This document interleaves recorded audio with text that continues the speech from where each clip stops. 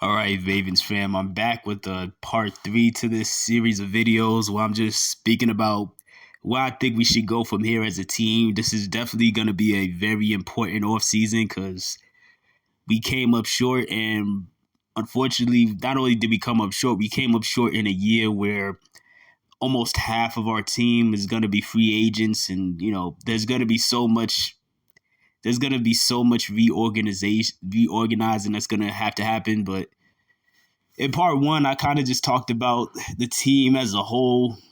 In part two, I went specifically into talking about why John Harbaugh needs to be fired. In part three, I was going to talk about something else, but with the Mike McDonald news, I decided to switch it around and make part three about the defense here. So, John Harbaugh, in my opinion, usually does a bad job with the coaches he hires to be coordinators. Now, why could that be? I don't know. It could be just simply he's not good at judging who would be a good coordinator, or, and I think this is the more likely scenario, he's more often than not, he's just looking for somebody who can be more of a yes man who doesn't really threaten his job. Like for a long time, I thought Gary Kubiak was really the only coordinator that John had brought in. But obviously that changed with Mike McDonald because I'd argue that Mike McDonald is probably the best coordinator that John has hired so far in the past. I don't even know how many years now, 16 years, right?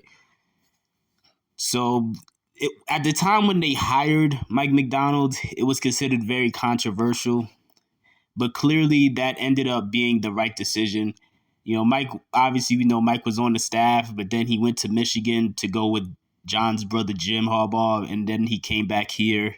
He got off to kind of a shaky start.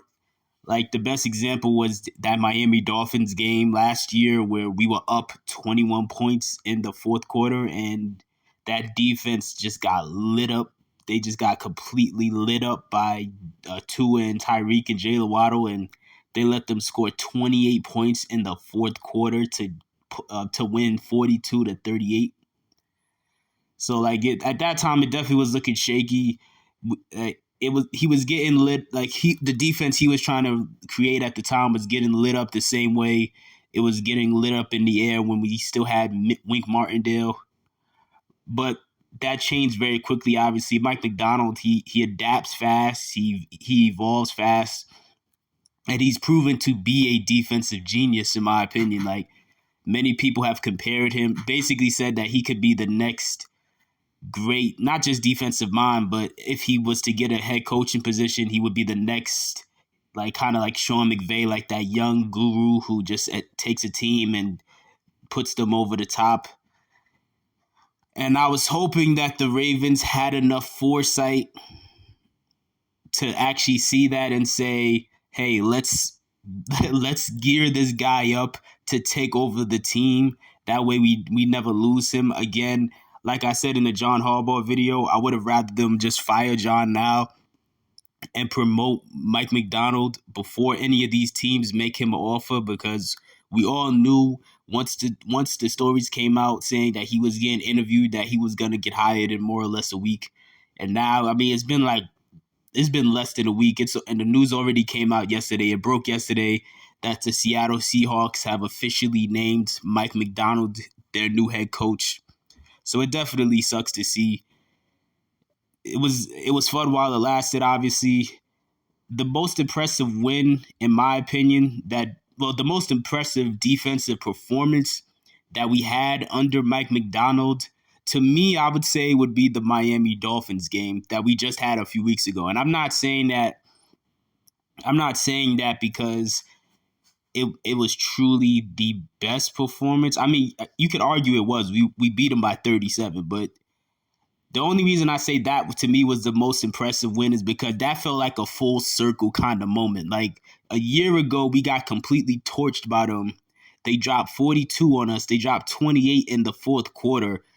So to come right back, see them a year later, and we not only we held them to 19, but we gave them one of their most embarrassing losses of the year. So that was definitely, to me, I actually, believe it or not, I actually felt like that defensive performance was even more impressive than the San Francisco performance, but I mean that's debatable. You guys let me know in the comment section which defensive performance in the past year and a half or the past 2 seasons do you think was the best performance from our defense.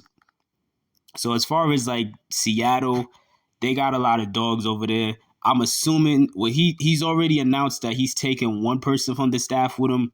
I don't know if he's taking anybody else, but as far as players, I could definitely see him taking Geno Stone and Patrick Queen over there. I could definitely see that. That would, like, if that's the case, I think more than anything, the NFC West should be extremely nervous right now.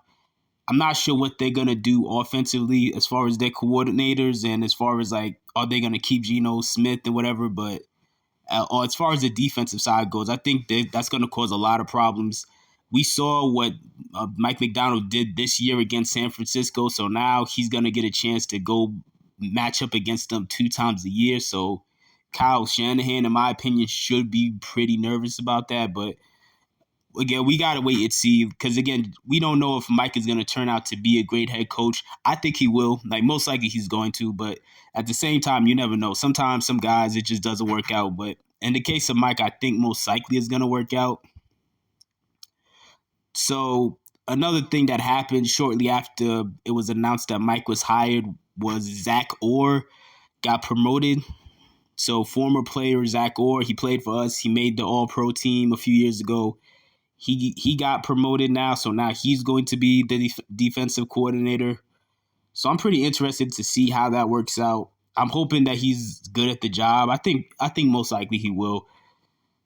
As far as some more angles that I want to go to related to the defense, like because most of the key free agents that are coming up this offseason are going to be defensive players. I really don't think any of them are coming back at this point. The only player I think the Ravens might try to work out a deal and re-sign is maybe Geno Stone. But I only say that because I think he's probably the one they can bring back for the cheapest amount of money. But even then, I think it's pretty unlikely. I think, again, Geno had like 7 picks this year. And like I said a few videos ago, Geno Stone probably doesn't want to spend the rest of his career sitting behind Marcus Williams and, not really getting a chance to make himself a household name. I could see a team offering him like a deal that we wouldn't want to pay, like whether it's 10 to 15 million a year, something like that. I don't think we're going to end up bringing back Justin Madubuike. I like Justin Madubuike. Obviously, he had a monster season, but that monster season is also the reason I think they're going to let him walk and some other team's going to come in and pay him $30 million a year. Patrick Queen, he also had a monster season. I could see a team paying him $20 to $25 million a year. And we all knew that most likely Patrick Queen wasn't going to come back anyway. Like, they gave Roquan an extension. They drafted Trenton Simpson. Like, it was clear that they were trying to prepare to move on from him. I still respect Patrick Queen and how he handled the situation because there's a lot of other players who would have definitely made a scene to to put it lightly. They would have been a lot more frustrated, and it would have been a lot more obvious how frustrated they were. But he handled it pretty well, and I think it's obviously going to pay off for him. He's like a top 5 linebacker. But as far as where do we go as a defensive unit this offseason, I really don't think it matters too much where we go at this point because it was so sad watching that Chiefs game where, from a macro perspective, and before I even say this, I have to ask the question, did our defense really play that well in the AFC Championship game? And I know a lot of people are going to think I'm crazy and nobody's going to agree with me on this, but I'm really sitting here. I've been going over this really since the game ended and like just taking time to calm down and just look at it. Yes, from a macro perspective, our defense definitely played well enough.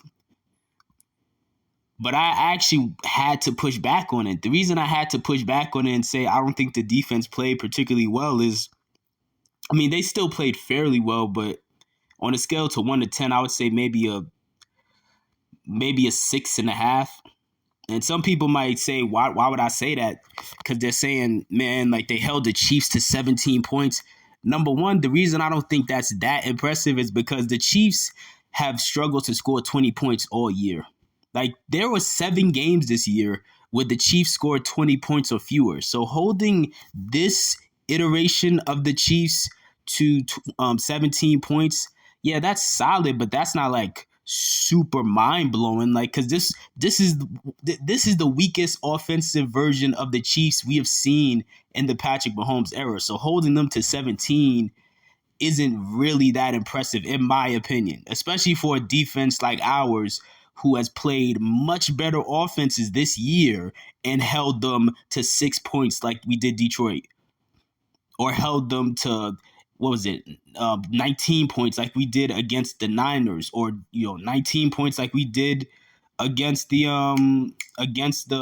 Dolphins. So to me, 17 points on paper, that looks good, but I just think when you put it in context, it's not that impressive, number one. Number two, and it bothered me so much watching this, the last drive of the game. I was gonna make this the final point, but I just have to say it now. The last drive of the game, everything is on the line, and nobody could make a play. Nobody can make a play. There was 2 minutes left on the clock. Now, mind you, Harbaugh messed up because, again, Harbaugh is not good at time management, so he took all the timeouts.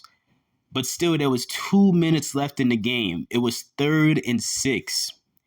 All we needed was one more stop to force them to punt and to put the offense back out there with one last shot to tie this game and send it to overtime or possibly win it. And instead of making a stop, we let them get off the biggest play of the game with a 40-yard bomb down the field, which obviously ended the game. Which to me, that bothers me a lot. And I'm going to explain why, even though people may feel like my critique now is being pretty harsh. My whole thing is people compare this defense to the 2000 defense all year long.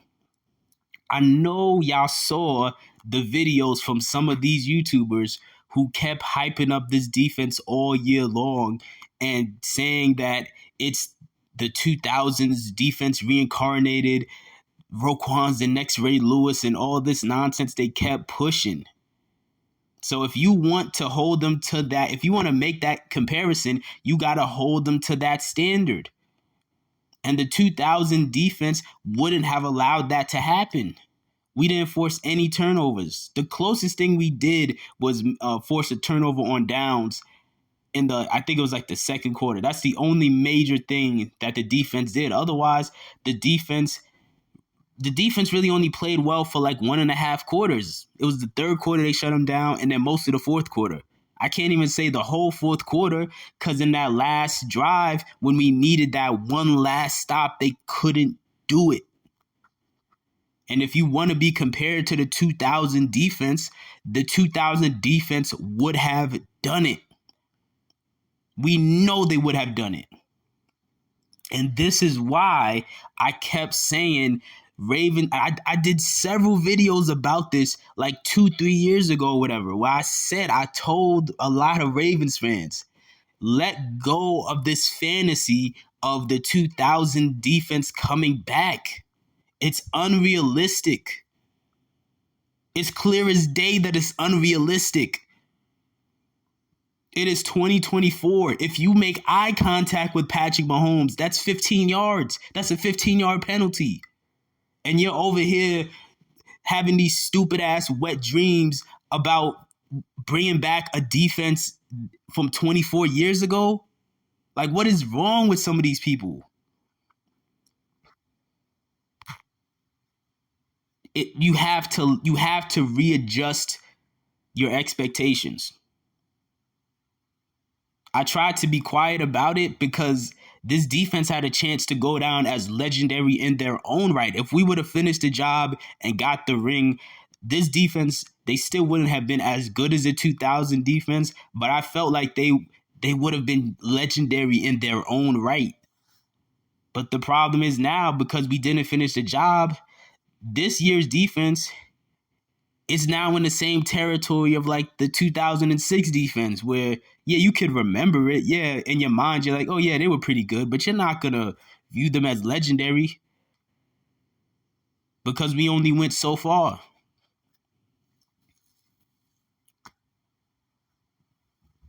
At the end of the day, as much as Ravens fans love defense, we have to change our our mindset, our expectations. We have to change how we view defense. This defense on paper was lights out all year. We set records.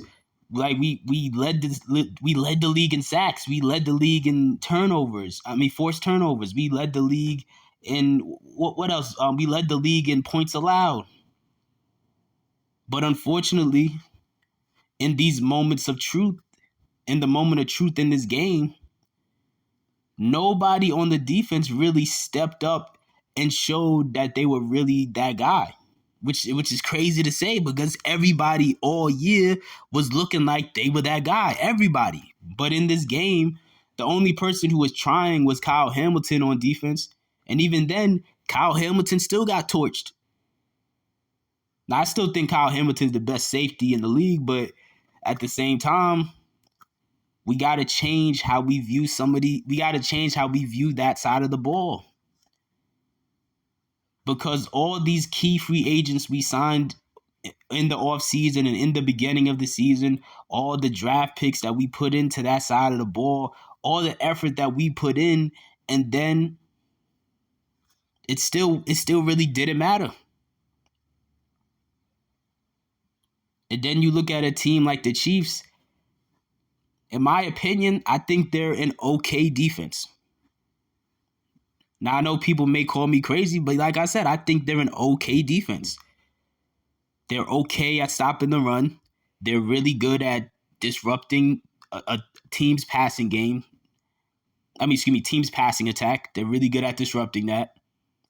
But the real key is really just they got a couple of playmakers. They got individual players who have a sense of the moment. And when I watch that game, and I'm gonna do like I said, this is part 3. I'm doing part, I don't know, 4, 5, 6. I don't know how many parts I'm gonna do, but I'm gonna really touch on pretty much every part of the team, whether it's Lamar, whether it's Lamar, the receivers, whatever else, running backs. But as far as the defensive side of the ball, it felt like nobody played with urgency. Like nobody had a sense of the moment. Like nobody really got what was on the line. Like Marlon Humphrey, once the game was over, he put up a post on social media where he was saying something to the effect of, "Oh, it's just now hitting me that, man, we could have won it all," or something like that, with the tear eye emojis. I wanted to jump through my screen and drop kick him in the throat. Why? What do you mean it's just now hitting you? You had 60 minutes. You had 60 minutes in that game. And y'all know how football works. It's not really 60 minutes. They take timeouts every 5 seconds. It is 4 hours. You have 4 hours to get it through your thick skull that everything was on the line. And yet when you go watch that game, outside of Lamar, Zay Flowers, and Kyle Hamilton, nobody played with any urgency. Shout out to Justin Matabike. Towards the end, he was starting to play with a little urgency, but like it disappointed me that as great of a season as he had, that Chiefs O-line pretty much neutralized him. And they neutralized him while missing their key left guard. It was very sad to see. So again, am I saying this overall, this defense was bad? No, obviously, I'm not saying that. But my whole thing is, if y'all are gonna keep, if these YouTubers and a lot of fans, if y'all are gonna keep pushing this silly fantasy that this is the 2000 Ravens again, and if you're gonna keep pushing that, hold them to that standard when we have key moments in this game where they allowed a 9-minute drive. In the first half, the Chiefs' time of possession in the first half was over 20 minutes. Like, that is unacceptable if you're claiming this is the this is the reincarnated version of the 2000 Ravens.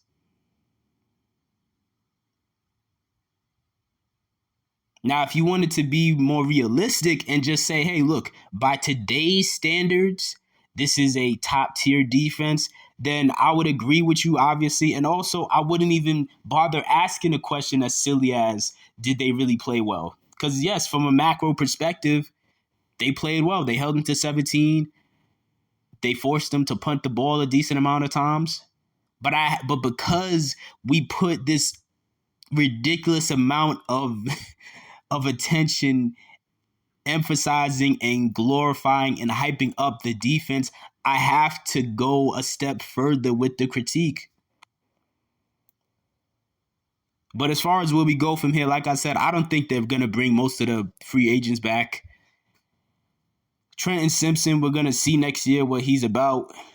Hopefully Odafe Owe and David Ojabo can stay healthy next year. We're going to have to see what they're about. Travis Jones next year, we're going to have to see what he's about. Tavius Robinson next year, we got to see what he's about. Jalen Armour-Davis next year, we're going to see what he's about. Like, I think they're going to go extremely young. And look, all we need, and that's not a bad thing either, because look, the main cornerstone of our defense, Kyle Hamilton, he's still going to be there. Roquan Smith, he'll still be there too, but Kyle Hamilton is still going to be there. So Kyle's still going to be there. Roquan's going to be there. Brandon Stevens going to be there. Michael Pierce, he's going to be there. Like, a lot of the key pieces on that defense, they'll still be there. But I also think we're just going to go really young on that side of the ball. That's what I think the Ravens are gearing up to do. Now, I know that's not what they normally do, but I think that I got a couple of bold predictions of what I think the Ravens are going to. I got some bold predictions on what I think the Ravens are about to do that I'll get into, the part 4 or part 5 or whatever of this series. But look, at the end of the day, we got these young guys. Like many of us always say, let's throw them out there, see what they got. I still think at the bare minimum, even without Mike McDonald, assuming Zach Orr is at least solid, even if he's not special, if he's at least solid as a DC, we should still probably be a top 10 defense. So if you listen this far, I appreciate you. Let me know what your thoughts are in the comment section below.